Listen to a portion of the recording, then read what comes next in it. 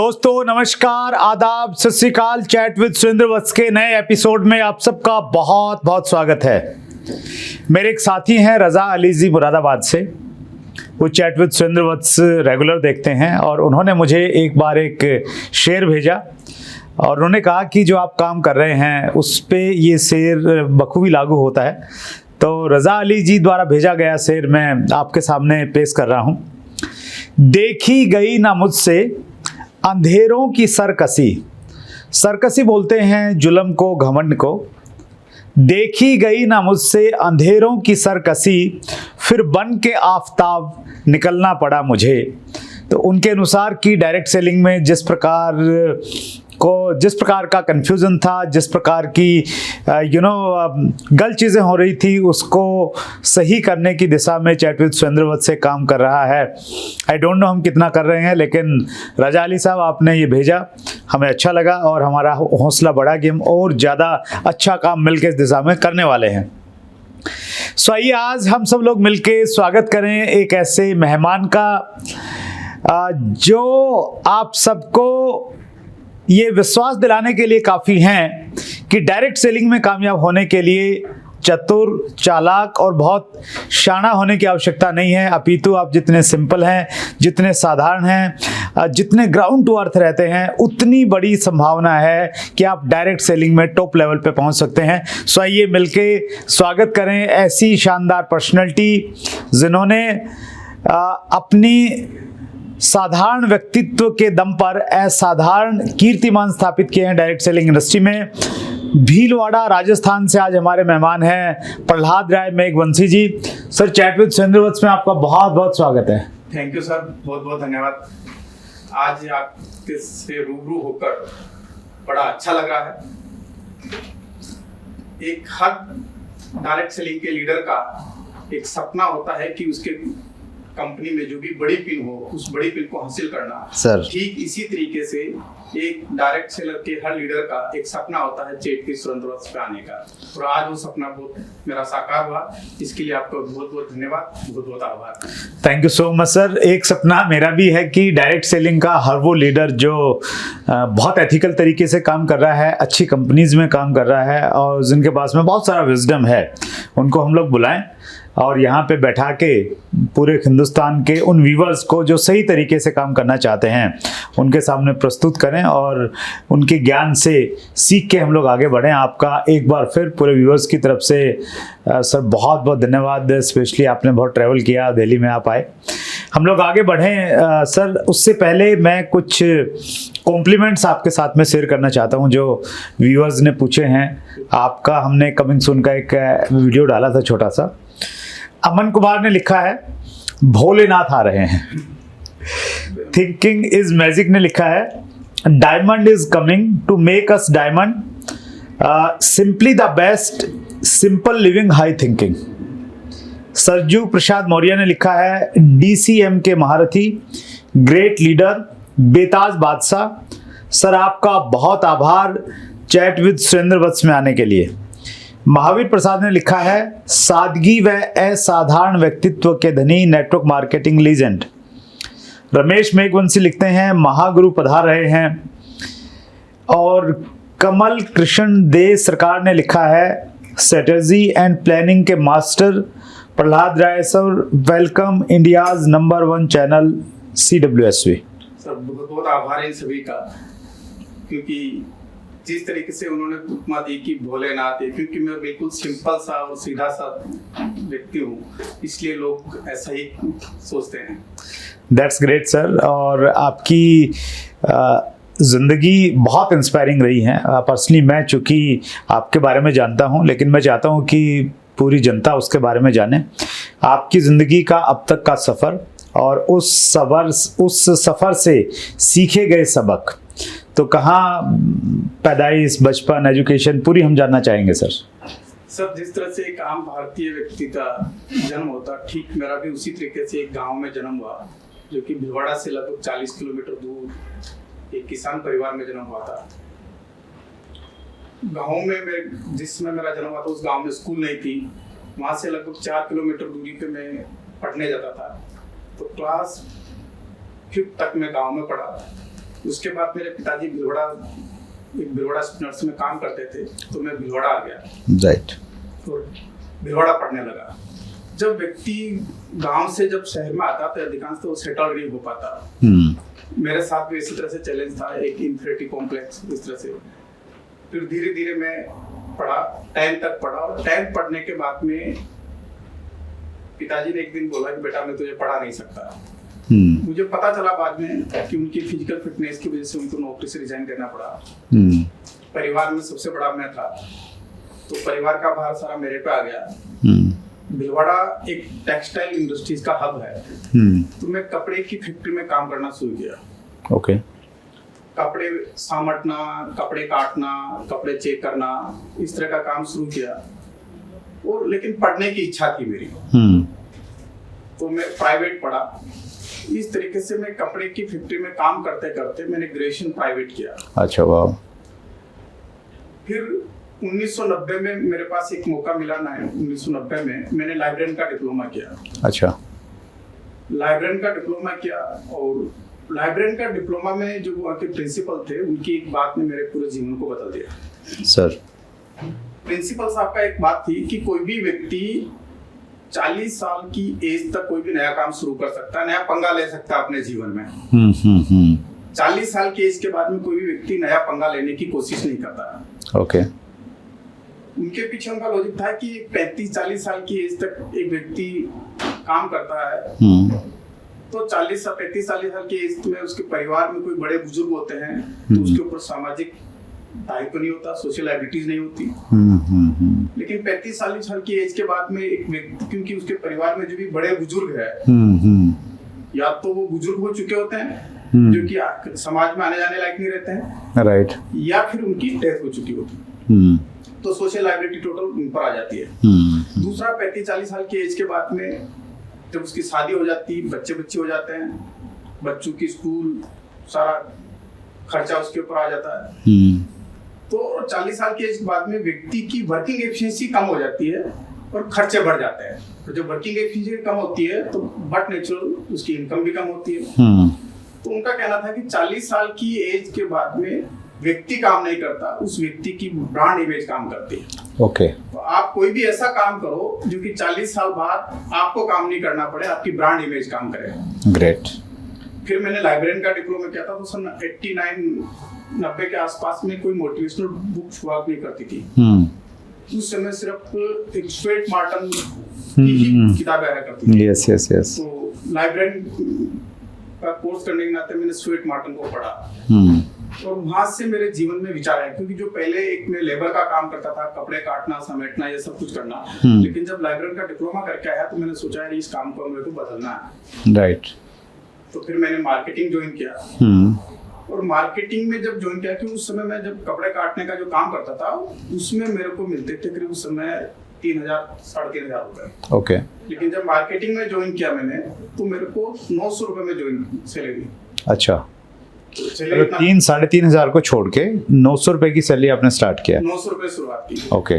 तो जब जिनके पास मैं नौकरी पे गया, उन्होंने पूछा कि यार प्रहलाद, कि जहाँ तेरे को 3-3,500 मिलते हैं, तू 900 रुपए में कैसे क्या कर लेगा? तो मैंने उनसे सिर्फ एक ही बात की, सर मेरे में कुव्वत होगी तो मैं तनख्वाह बढ़वा लूंगा। वाह, क्या बात है। और यही हुआ सर, कि जो मैंने 900 रुपए से शुरुआत करके 2 साल के अंदर में उसी कंपनी में 4,000 रुपए की सैलरी पे पहुंचा। लगभग हर महीने में इंक्रीमेंट लगवाता था। क्या बात है, क्या बात है। और मैंने खूब मेहनत से काम किया, और उस कंपनी में मैं जो कि मार्केटिंग में एक हेल्पर के रूप में लगा था, नीचे की सफाई करना, सैंपल जमाना, सैंपल दिखाना। उस हेल्पर से उसी कंपनी में मैं एक मार्केटिंग मैनेजर तक की पोस्ट पर पहुंचा। क्या बात। तो इसमें सर आप मानते हैं कि जो आपने स्टुअर्ट मार्टन को पढ़ा उसका रोल रहा? बिल्कुल सर, क्योंकि उन्होंने यार व्यक्ति जो सोचता है ना, बड़ा एक व्यक्ति की सबसे बड़ी है कि वो सोचता ही नहीं है। जब उस किताबों को पढ़ने से मेरे में सोच बदली है कि मेरे को कुछ बनना है। और दूसरा उस प्रिंसिपल साहब की बात है कि यार के 40 साल बाद व्यक्ति काम नहीं करता, व्यक्ति की ब्रांड इमेज काम करती है। तो जिस सेक्टर में मैं काम कर रहा था उसका देखा कि इसमें जो मेरे को 3500 तनख्वाह मिल रही है इससे बढ़ने वाली नहीं है, क्योंकि इसका फ्यूचर नहीं है, आगे एंड आ गया, इससे ऊपर जाने के लिए कोई रास्ता नहीं है। ग्रेट। तो मुझे कोई दूसरी लाइन चुनना चाहिए जिसकी वजह से मुझे आगे बढ़ना। सुपर। अच्छा, उसके बाद सर आप कंपनी में सेल्स में आ गए? कंपनी में सेल्स में आ गया और सेल्स में काम करता था। एक बड़ा सा नेटवर्क था और लगभग करीब 35-40 मार्केटिंग के व्यक्ति थे। और मैंने देखा था कि गवर्नमेंट जॉब में व्यक्ति को डिग्री के हिसाब से पैसा मिलता है, लेकिन प्राइवेट सेक्टर में व्यक्ति को डिग्री के हिसाब से नहीं, उसकी एबिलिटी के हिसाब से पैसा मिलता है। Very true. उसके काम का करने का डेडिकेशन कितना है। और ये आज के टाइम में सर स्पेशली अगर हम कॉर्पोरेट में जाते हैं तो वहाँ पे भी जो आपकी डिग्री है, आपके मार्क्स हैं, वो इनिशियल लेवल पे तो आपको जॉब दिला देती है, तो आगे तो सब कुछ आपकी आप कितने पैशनेट है अपने काम को लेके, कितनी कमिटमेंट के साथ में काम कर रहे हैं, तो वही तय करती है कि किसको कितना बड़ा पैकेज मिलेगा। बिल्कुल। That's great. मैंने सर उस में लगभग एवरेज मेरे वर्किंग आवर्स हुआ करते थे, मार्केटिंग जब मैं काम करता था तो मेरे एवरेज वर्किंग आवर्स 16 घंटे होते थे। अच्छा, ओके। फिर डायरेक्ट सेलिंग में कैसे आगमन हुआ सर? सर मैं जिस कंपनी में नौकरी कर रहा था उसी कंपनी में डायरेक्ट सेलिंग की शुरुआत हुई। अच्छा, वो कंपनी पहले ट्रेडिशनल बिजनेस में थी, फिर वो डायरेक्ट सेलिंग में आ गई? वही सेम कंपनी? Same company. अरे वाह। तो इसलिए मुझे डायरेक्ट सेलिंग ज्वाइन करने का मौका मिला। ये कौन से साल की बात है सर? ये सर सन 2000 की बात है। अच्छा। लेकिन 2000 में मैंने ज्वाइन तो कर लिया। पहले महीने काम किया, दूसरे महीने काम किया, क्योंकि जो हमारे एमडी थे जिन्होंने डायरेक्ट सेलिंग स्टार्ट किया वो 6 भाई थे। अच्छा, ओके। और वो तीसरे नंबर के भाई हैं। तो जो मार्केटिंग, जब उन्होंने डायरेक्ट सेलिंग पे काम करना शुरू किया तो मार्केटिंग और सारा अकाउंट देखने वाले सबसे बड़े भाई साहब थे। अच्छा। तो मैंने पहले महीने काम किया तो मेरा अच्छा इनकम आई, लगभग 8,000 रुपए की इनकम आई। दूसरे महीने काम किया तो लगभग 12-13 हजार रुपए की इनकम आई। अच्छा। और तीसरे महीने काम किया तो लगभग 16-17 हजार रुपए की इनकम आई। तो 3 महीने जब ये मैंने काम किया तो जो बड़े वाले भाई साहब है उन्होंने कहा यार कि उन्होंने सोचा कि जितनी इनको 18,000 रुपए सैलरी मिल रही है, इतना ही आ रहा तो इसका फोकस तो पूरा उधर हो जाएगा। उन्होंने सर एक कंडीशन रखी कि प्रहलाद, या तो तुम डायरेक्ट सेलिंग करो या फिर इधर नौकरी करो। तो मेरे पास 2 रास्ते थे कि या तो मैं डायरेक्ट सेलिंग करूं या फिर मैं नौकरी करूं। तो मैंने जिस बैकग्राउंड से मैं आता हूं, मैंने देखा है कि मेरा बैकग्राउंड ऐसा नहीं है कि मैं फुल टाइम में इसको कर सकूं, क्योंकि भिवाड़ा रह रहा था, मकान का किराया भी देना, बच्चों की पढ़ाई सब कुछ करना था। तो मैंने नौकरी को चुना और नौकरी स्टार्ट करता रहा। और इधर जो जिन भाई साहब ने जो डायरेक्ट सेलिंग शुरुआत की थी उनका ये कहना था, क्योंकि वो मार्केटिंग वो देखते थे, उनका भी ये मानना था कि मार्केटिंग, मैं मार्केटिंग देखता था और तुम मार्केटिंग, दोनों अगर एक साथ निकल जाएंगे तो उस कंपनी पे इफेक्ट आएगा। ओके। तो तुम्हें अभी यही कर रहा है। ठीक सर, मैंने 2 साल तक नहीं किया। और 2 साल तक आपने डायरेक्ट सेलिंग में एक्टिविटीज नहीं की? ओके। फिर मुझे कंपनी का 26 जनवरी 2001 को जब गुजरात में भूकंप आया था, उस दिन सर मैंने फिर जो मेरी नौकरी थी मैंने उसको रिजाइन किया। अच्छा, कुछ स्पेशल कारण था सर उसके पीछे? स्पेशल कारण ये था सर कि एक तो ये था कि क्योंकि मैं मार्केटिंग टोटल मैं देखता था और बड़े भाई साहब का ये मानना था कि यार कि जितने भी व्यापारी या जितने भी जो है कि जब तक ये प्रभाव रहेगा, जब तक क्या है कि मेरे बच्चों के पास कोई पहुंच नहीं बनेगी, क्योंकि मार्केटिंग सारे लोग मेरे से कनेक्ट होते थे। दूसरा क्या है कि व्यापारियों को जब कोई माल बेच के आते थे तो जैसे क्या होता है कि ये 5,000 रुपए का क्रेडिट नोट बना देना या ये माल वापस रिटर्न ले लेना नहीं चल रहा, तो आफ्टर सेल जो सर्विसेज होती थी, क्योंकि देखिए 2 चीजें, अकाउंट्स डिपार्टमेंट हमेशा और मार्केटिंग वालों दोनों पे हमेशा 36 का आंकड़ा होता है। तो हिसाब इन्होंने इतना इनका इंटरेस्ट छुड़वा दिया, या इन्होंने ये माल रिटर्न ले लिया, या इन्होंने इतना डेबिट नोट दे दिया, तो सर तो क्योंकि वो अकाउंट्स के बंदे थे और मैं मार्केटिंग का बंदा था, तो ऐसे ही कहा कि यार कि जब इंक्रीमेंट का समय आने वाला था तो उन्होंने यार इस बात में इंक्रीमेंट लगेगा नहीं, क्यों? तुमने अकाउंट्स इतने सारे डेबिट नोट बनवा दिए, इतना सारा ये कर दिया। मैंने कहा सर ये आपकी नौकरी, मेरे को आगे नौकरी नहीं करनी है। अब जब नौकरी नहीं करनी तब मैंने कहा क्या करें। तो मैंने सर कपड़े की एजेंसी का काम शुरू किया।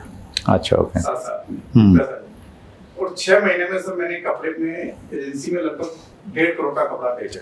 अच्छा, वाह। ये एक बड़ा, जब 6 महीने, लेकिन क्या एजेंसी में भी, कपड़े की एजेंसी में भी क्या होता था कि पैसा जो आता है वो 1.5 साल बाद आता है। अच्छा, इतना बड़ा उधार चलता है, लंबा? उधार नहीं सर, वो ट्रेंड ही ऐसा है कि अच्छा। साल टू ईयर पैसा वो क्लियर करता है। तो जब ये था तो मेरा 6 महीने बाद तक तो अपना हैंड टू माउथ हो गया।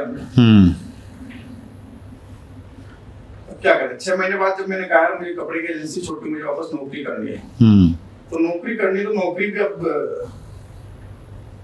कहाँ करें, क्योंकि कपड़े की लाइन में वापस मेरे को जाना नहीं था, क्योंकि मार्केटिंग लाइन से मेरा वापस मोह भंग हो गया था। तो जब ऐसे एक दिन की सिचुएशन है कि मेरी बच्ची जो है कि एचटी स्कूल में पढ़ रही थी, तो सुबह पहले वो स्कूल नहीं गई।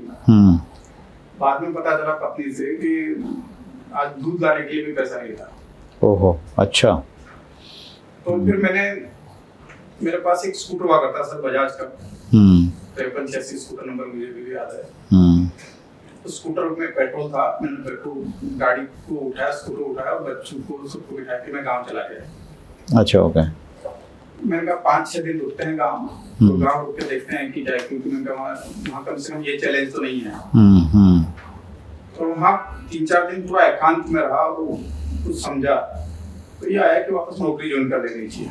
अच्छा, ओके। अर्जेंट सिचुएशन में तो मैंने कहा नौकरी क्या, कहाँ ज्वाइन करें। मैंने उन्हीं जो जिन्होंने डायरेक्ट सेलिंग उनसे शुरुआत की थी, उन्हीं को मैंने फोन किया कि वैसा, क्योंकि मुझे मार्केटिंग में ज्वाइन करने के लिए बड़े भाई साहब ने मना कर दिया था उस समय, नौकरी छोड़ दी जिस समय, क्या कि मार्केटिंग में तो दूसरी कंपनी में ज्वाइन नहीं करेगा। तो मैंने एजेंसी शुरू की और एजेंसी में ये सिचुएशन है, मुझे वापस अपनी नौकरी करनी। तो मैंने कहा ठीक है, तू कल से आ जा। और मैंने वापस नौकरी ज्वाइन कर ली डायरेक्ट सेलिंग कंपनी में। उसी कंपनी में। अच्छा। लेकिन उस कंपनी में ज्वाइन तो किया, लेकिन उसमें एक सबसे बड़ा चैलेंज ये था कि उसमें जो सारा स्टाफ था वो बाहर का था। अच्छा, ओके। लोकल नहीं था। लोकल नहीं था। और वहाँ पर क्या है, कोई भी व्यक्ति कंप्यूटर में बैठता कुछ भी करता तो उसको बड़ा डांट लेते, सब कुछ कर लेते। पर कोई भी व्यक्ति उनको ओवरटेक करके सीधा डायरेक्ट उनसे मिल नहीं सकता। तो लेकिन मेरे ताल्लुकात डायरेक्ट थे और मेरी सिचुएशन, फाइनेंशियल सिचुएशन थी सर, जिस दिन मैंने नौकरी ज्वाइन की वापस, उसी दिन मैंने उनसे 20,000 रुपये एडवांस ले लिया। ओके। जब ये बात उनको पता चली, जो कि बाकी के जो स्टाफ है, ये ऐसा कौन सा बंदा जो पहले दिन नौकरी ज्वाइन किया इतना, तो इसको पैसे दे दिए इतना एडवांस। फिर संयोग ऐसा हुआ कि तीसरे दिन फिर वापस मैं गया, तो फिर मैंने वापस 20,000 तो मुझे एडवांस दिया। अच्छा, ओके। क्योंकि वापस बिलोड़ा के वापस सेटल होना था। फिर 10-15 दिन बाद मैंने कहा मेरे पास स्कूटर भी पुराना हो गया, तो मैं अगले महीने गाड़ी ली। तनख्वाह क्या लगाएंगे, कुछ लगाएंगे, ये मैंने कुछ पूछा नहीं उनसे। अच्छा, ओके। तो काम करता है। और सर मैंने इस तरह से पागलों की तरह भूत होके काम किया, मैंने भूत बन के, कि मेरा उसमें वर्किंग आवर्स हुआ करते थे 18 से 20 घंटे। अच्छा, as employ? As employ. Okay. जब मैं ये काम करता रहा तो फिर मैंने जब वहाँ देखा तो मैंने उनसे सर एक बात की, तो मैंने कहा तनख्वाह कितने की लगाए मुझे, क्योंकि मैं जहाँ पर भी मैं प्राइवेट सेक्टर में जहाँ मैं काम करता हूँ, तो मेरे पास एक ही ऑब्जेक्शन आता है कि तुम साथ में डायरेक्ट सेलिंग मत करो। आप मुझे तनख्वाह वाले काम दो, कुछ भी करो, लेकिन मुझे पार्ट टाइम डायरेक्ट सेलिंग करने की परमिशन दो। ओके। तो उन्होंने कहा ठीक है, ओके। तो मैंने पार्ट टाइम डायरेक्ट सेलिंग करना शुरू किया और धीरे धीरे सर मैं पहले 4.5 साल तक की बात करूं तो 4.5 साल तक मैं एवरेज 1 से 1.5 घंटे सोता था। इस तरह से मैंने काम करना शुरू किया और फुल टाइम जब एक अच्छा सा हैंडसम अमाउंट, लगभग मेरा जो लास्ट चेक था लगभग 4,81,000 रुपए का, उसके बाद सर मैंने इस बिजनेस को फुल टाइम करना शुरू किया। अच्छा, 4,81,000 इनकम तक आपने पार्ट टाइम किया आपने? वंडरफुल, क्या बात है सर, अमेजिंग। उसके बाद में फुल टाइम स्टार्ट किया। तो आपकी स्टोरी से सर पहला सबक तो ये सीखा जा सकता है कि आज हम लोग क्या कर रहे हैं उससे कोई फर्क नहीं पड़ता। अगर आपकी सोच बड़ी है तो आपको रास्ते मिलेंगे, और रास्ता आप ऐसा चुनिए जहाँ पे प्रगति की संभावनाएं हों, जहाँ पे जैसे आपने चुना 3,000 रुपये की नौकरी छोड़ के 900 रुपये की नौकरी से आपने स्टार्ट किया। और दूसरी आपकी स्टोरी से ये सबक ये मिलता है सर कि हम पार्ट टाइम भी डायरेक्ट सेलिंग को कर सकते हैं और एक अच्छे मुकाम पे जाके हम लोग इसको फुल टाइम कर सकते हैं। Great sir. बहुत सारे व्यूअर्स के क्वेश्चंस हैं, लेकिन समय की हमारे पास में लिमिटेशन रहती है। कुछ क्वेश्चंस लेता हूं सर मैं। एक क्वेश्चन है दिवाकर रियलिटी ऑफिशियल का, 28 दिसंबर 2021 से जो गवर्नमेंट रूल बने हैं MLM के ऊपर, उस पर क्या कहना है sir ji? MLM is legal और इलीगल? सर MLM लीगल और इलीगल है, इसके बारे में आपसे बढ़िया और कौन जान सकता है? तो गेंद मेरे पाले में डाल दिया आपने। तो सर आपसे बढ़िया और कौन बता सकता है इसके बारे में? राइट। देखिए, ये एक बहुत इंपॉर्टेंट प्रश्न पूछा है दिवाकर जी ने। 9 सितंबर 2016 डायरेक्ट सेलिंग की गाइडलाइंस कंज्यूमर अफेयर मिनिस्ट्री ने इशू की थी, और चूंकि वो गाइडलाइंस थी, उसकी कानून में उसकी जगह नहीं थी, मतलब उतना महत्व उसका नहीं था।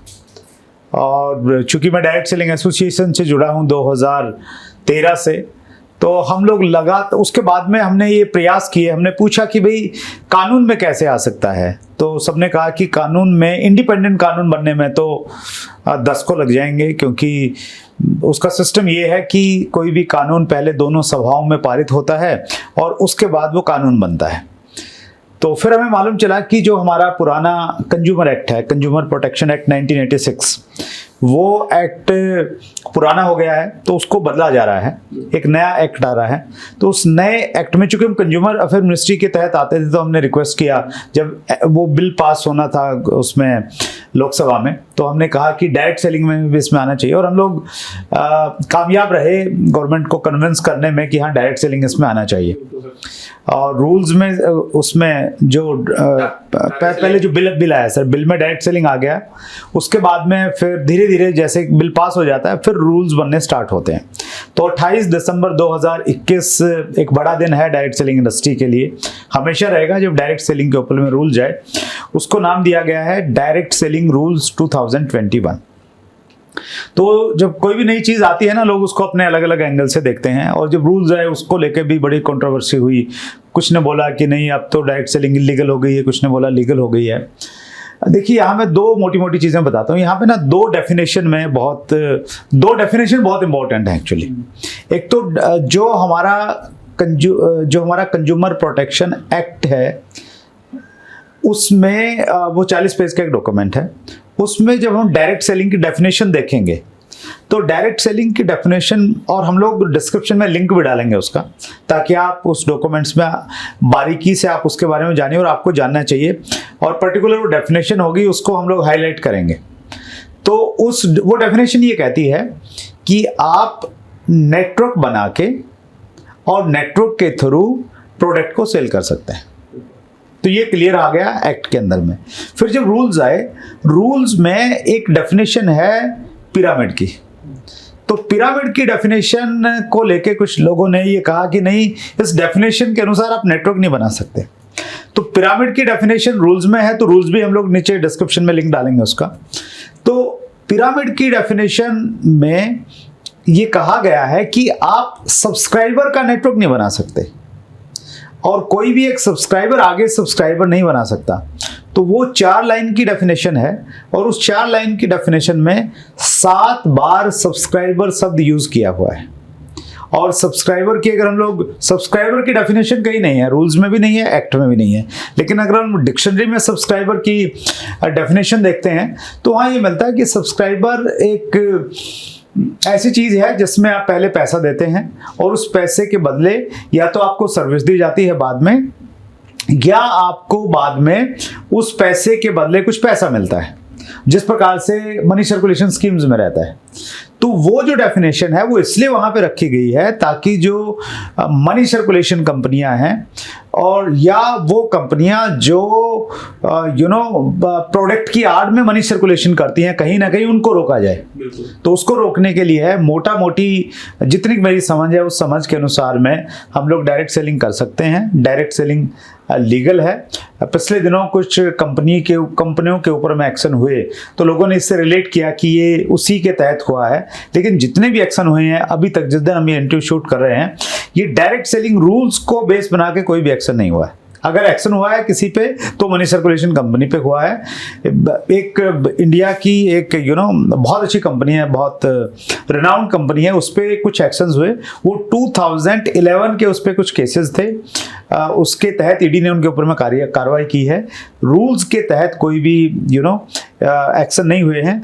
और दिवाकर जी, आपके माध्यम से मैं सभी व्यूवर्स को ये कहना चाहता हूँ, डायरेक्ट सेलिंग बिल्कुल लीगल है, लेकिन वो डायरेक्ट सेलिंग कंपनियां जो रूल्स को फॉलो कर रही हैं प्रॉपर तरीके से, और रूल्स के साथ साथ में उसका एक पैरामीटर्स और मैं आपको बताना चाहता हूँ। कई बार ये प्रश्न आता है कि भाई कंपनी को कैसे चेक करें ये सही है या नहीं है। डायरेक्ट सेलिंग के जो रूल्स हैं सर, रूल्स में कुछ पॉइंट्स हैं, 8 या 9 डॉक्यूमेंट्स हैं। वो सबको, हर कंपनी को, हर एंटिटी को अपनी वेबसाइट पे अपलोड करना मैंडेटरी है। कौन से डॉक्यूमेंट्स? जैसे ये तो सिंपल डॉक्यूमेंट्स रहते हैं कि वो रजिस्ट्रेशन सर्टिफिकेट उसका है, उसके डायरेक्टर्स कौन है वो। साथ में एक इंपॉर्टेंट डॉक्यूमेंट ये है, उन्होंने एक डिक्लेरेशन देनी होती है जिसमें वो ये कहते हैं कि हम लोग पिरामिड नहीं कर रहे हैं और हम लोग डायरेक्ट सेलिंग बिजनेस कर रहे हैं। इसमें उस कंपनी का ITR उसको अपलोड करना होता है, GST की डिटेल उसमें अपलोड करनी होती है। तो ये कुछ डॉक्यूमेंट्स हैं, तो आप चेक करें। आप जिस भी कंपनी में जुड़े हुए हैं, आपकी कंपनी ने कंपनी की वेबसाइट पे क्या वो सारे के सारे डॉक्यूमेंट्स अपलोड कर दिए हैं। अगर वो कर दिए हैं तो उससे ये एक संदेश जाता है कि कंपनी एक अच्छी इंटेंशन के साथ में काम कर रही है और डायरेक्ट सेलिंग रूल्स को फॉलो कर रही है। आप कुछ ऐड करना चाहेंगे सर प्लीज? आपके हिसाब से देखा जाए तो इस हिसाब से देखा जाती है, बात साबित होती है कि डायरेक्ट सेलिंग को समझने के लिए जो कंज्यूमर बिल प्लस जो रूल्स, यस, इन दोनों को मिला के जब हम समझेंगे तब जाके समझ में आएगा। बहुत सही चीज आपने पकड़ी है सर। रूल से भी ज्यादा इंपॉर्टेंट जो हमारा एक्ट है ना, वो एक्ट इंपॉर्टेंट है। और उस पूरे एक्ट में चूंकि जितनी भी कंज्यूमर एक्टिविटीज हैं सबको उसमें शामिल किया गया है। उसमें जो हमारा ट्रेडिशनल जो सेलिंग सिस्टम है उसको भी लिया गया है, ई-कॉमर्स को भी लिया है, डायरेक्ट सेलिंग को भी लिया है। लेकिन उसमें डायरेक्ट सेलिंग की सिर्फ एक डेफिनेशन है, ज्यादा चीजें नहीं है। ज्यादा चीजें हैं रूल्स में, डायरेक्ट सेलिंग रूल्स 2021। तो उन दोनों को साथ में समझना बहुत जरूरी है। डायरेक्ट सेलिंग की डेफिनेशन उस एक्ट में समझना है, यस, और पिरामिड की जो डेफिनेशन है वो रूल्स में समझनी है। ग्रेट, दोनों को मिला के जब पूरा बनता है। That's great sir. अंतिम प्रश्न आपसे ले रहा हूं, और ये प्रश्न है उमेश पालीवाल जी का। सर, आपको लोग फोन का जादूगर क्यों कहते हैं? इसके पीछे की क्या कहानी है? फोन से आपने किस तरह और कैसे बिजनेस किया?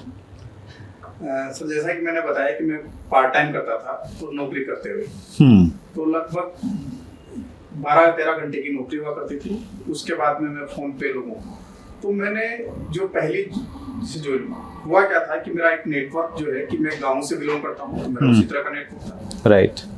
और मैंने जब कंपनी का एक सेकंड एनुअल फंक्शन देखा मैंने जयपुर में, और जब वहाँ स्टेज पे देखा कि आपके गाँव के लोग अच्छी इनकम ले रहे हैं, कोई 40,000 कोई 50,000, तो मेरे मन में भी कहा यार मैं भी करूँ। लेकिन जब मैं करूं तो मेरे पास उस तरह का नेटवर्क नहीं, उस तरह के लोग नहीं। तो मैंने धीरे धीरे लोगों को ढूंढना शुरू किया। राइट। तो मेरे एक परिचित दोस्त है, उसका कोई एक लिंक मिला लखनऊ में, तो लखनऊ में ज्वाइनिंग हुआ, लखनऊ से शुरुआत हुआ। लखनऊ वालों ने बंगाल में जाके काम करना शुरू किया। अब बंगाल में जाके शुरू किया, लेकिन अब उससे मैं जा नहीं सकता था, तो मैंने उससे फोन नंबर लिए, उनसे बात करना शुरू किया। फोन पे बात करता रहा और उनको एक ही बात बोली कि आप जिस भी व्यक्ति से जाओ उस व्यक्ति को बोलना कि रात को 9 बजे से लेकर सुबह 4 बजे के बीच में मेरे से बात करें। ओके। क्योंकि दिन में नौकरी करता था तो वहाँ टाइम नहीं मिलता था। तो उनको मैंने कहा सुबह 9 से सुबह 6 बजे तक आप कभी भी आप बात कर ले मेरे से। तो धीरे धीरे हर व्यक्ति, और उनको एक बात कही मैंने कि आप जिनसे भी मिलो उसका नंबर आप मेरे को शाम को नोट करा दो ताकि अब मैं बात कर लूंगा उनसे। तो इस तरीके से मैं हर व्यक्ति को प्लान फोन पे बताता था। प्लस उन लोगों को आगे क्या करना वो मैं उस पर उन्हीं से बताता था, उनकी लिस्टें कैसे बिल्ड करवानी वो भी मैं फोन पे करता था। तो धीरे धीरे मैं सारा फोन पे काम करता था। और कई बार ऐसा लगता है हमारे को कि यार कि रात को 10 बजे 11 बजे 12 बजे किससे मैं बात करूं, लेकिन इस ब्रह्मांड में आपको जब समय मिल रहा है, आप जिस तरह से करना चाह रहे हैं, आपको रात में 11 बजे भी 2 बजे भी 4 बजे भी सुबह उसी तरह के लोग मिल जाएंगे। आपको कोई ना कोई तो मिलेगा ही मिलेगा आपको, जो कि आपके नेचर के काम है। और मैंने टोटल काम इसी तरह से फोन पे किया और जब 1 साल तक, और ये एक डायरेक्ट सेलिंग का अपवाद भी समझ लिया मुझे कि मैं बड़ी अच्छी खासी फुल टाइम पे, जो मैंने कहा था कि मैं 481 का था, पहली बार स्टेज पे मैं 4 लाख का चेक आया था, उस समय गया था।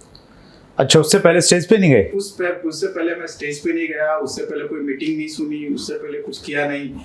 वाह, वंडरफुल, दैट्स ग्रेट। तो इससे ये हम लोग सबक ले सकते हैं सर कि जो लोग पार्ट टाइम कर रहे हैं, वो मतलब जॉब कर रहे हैं फुल टाइम, जॉब के बाद में किया जा सकता है। और आपके टाइम में तो जूम नहीं था, वीडियो कॉल नहीं थी, सिर्फ फोन था, और फोन के भी चार्जेस बहुत ज़्यादा लगते होंगे उन दिनों तो। बहुत ज़्यादा चार्ज लगते थे।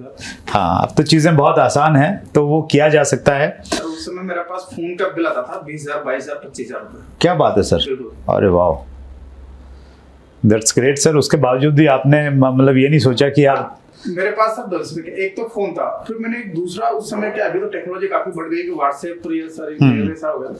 उस समय एक BSNL का एक 26.50 पैसे का एक मैसेज भेजने का एक पैकेज आता था, क्योंकि आपको नंबर मिलते थे, उस नंबर के साथ आप मैसेज भेज सकते थे बहुत सारे लोगों को। तो मैंने रात को मोबाइल पे वो मैसेज का डायल करके वो पैकेज लेके, मेरे पास जैसे कि आज मीटिंग सपोज करो जैसे कि दिल्ली में मीटिंग है, तो यार मेरे दिल्ली में 100 लोग जुड़े मैं उनकी लिस्ट बनाता था, क्योंकि जो लोग दिल्ली में फोन पे बात करता था, इसकी दिल्ली लिस्ट, तो मैंने दिल्ली का खाता खोल दिया, ये बॉम्बे है तो बॉम्बे का खाता खोल दिया, ये कैलकाटा तो कैलकाटा का खाता खोल दिया, तो उन लोगों के नाम और फोन नंबर लिखे हुए रहते थे मेरे पास। तो फिर मैं रात को यार के दिल्ली में कोई मीटिंग है, तो मैं उनको तुरंत दिल्ली के मीटिंग का मैसेज भेजता था। दिल्ली में कोई जा रहा है, लीडर आ रहा है, तो मैं उनसे मिलने। और यहाँ सर को आश्चर्य बताता हूँ कि जिन लोगों के साथ मैं काम कर रहा था, उन लोगों को 2 साल तक ये पता नहीं चला कि मैं उनका अप्लाई हूँ। अच्छा, ओके। क्योंकि वो सोच रहे कि काम कर रहे हैं, कंपनी के आदमी है। अच्छा, okay, that's great sir, wonderful, बहुत अमेजिंग एक्सपीरियंस है। और आपने कहा कि आप डायरेक्ट सेलिंग के एक्सेप्शन के रूप में, अपवाद के रूप में हैं। मैंने तो इतने सारे लोगों के इंटरव्यू लिए, तो आज तक कभी कोई ऐसा व्यक्ति नहीं देखा जो इतनी बड़ी इनकम लेवल के बाद में पहली बार स्टेज में गया हो और उसके बाद में फील्ड में गया हो। तो जैसा मैंने आपसे वायदा किया था कि आज एक ऐसी पर्सनैलिटी हमारे बीच में है जिनसे मिलके, जिनकी बातें सुन के आपको लगेगा कि यस, आप भी डायरेक्ट सेलिंग में बहुत बड़े मुकाम पे जा सकते हैं। और मुझे लगता है कि जो मैंने आपसे वायदा किया था, आपको वैसा ही इंटरव्यू लगा होगा। एक बार फिर सभी व्यूअर्स की तरफ से सर, दिल की गहराई से बहुत बहुत धन्यवाद हमारे शो में आने के लिए। बहुत आभार, थैंक यू। ये sir chat with Surendra Vats family की तरफ से एक छोटा सा आपको तोहफा। थैंक यू सर, बहुत आभार आपका। Thank you sir. सो ये थे प्रहलाद राय जी मेघवंशी, भीलवाड़ा राजस्थान से हमारे बीच में हुए। एक साधारण पर्सनैलिटी, लेकिन असाधारण काम उन्होंने करके दिखाया। आप भी इसी प्रकार से असाधारण काम कर सकते हैं, क्योंकि डायरेक्ट सेलिंग की खूबसूरती यही है, यहाँ पे अगर आपके अंदर में जुनून है, आप पैशनेट हैं, तो आप कहीं पे भी जा सकते हैं। Sky is the limit. So अगले मंगलवार को रात्रि 8 बजे फिर एक बड़ी शख्सियत से मुलाकात होगी। अपना ख्याल रखिएगा। चैनल को अगर सब्सक्राइब नहीं किया है तो अभी सब्सक्राइब कीजिए, बेल आइकन दबा दीजिए, ताकि हर नोटिफिकेशन आपके पास में आती रहे। Thank you very much. अगर आपने अभी तक chat with Surendra Vats channel को सब्सक्राइब नहीं किया है तो अभी सब्सक्राइब करें और बेल आइकन दबाना ना भूलें, जिससे आपको आने वाली सभी वीडियोस की अपडेट सबसे पहले मिले और हमारी किसी वीडियो को मिस ना करें। वीडियो को ज्यादा से ज्यादा शेयर और लाइक करके अपना प्यार जरूर दें।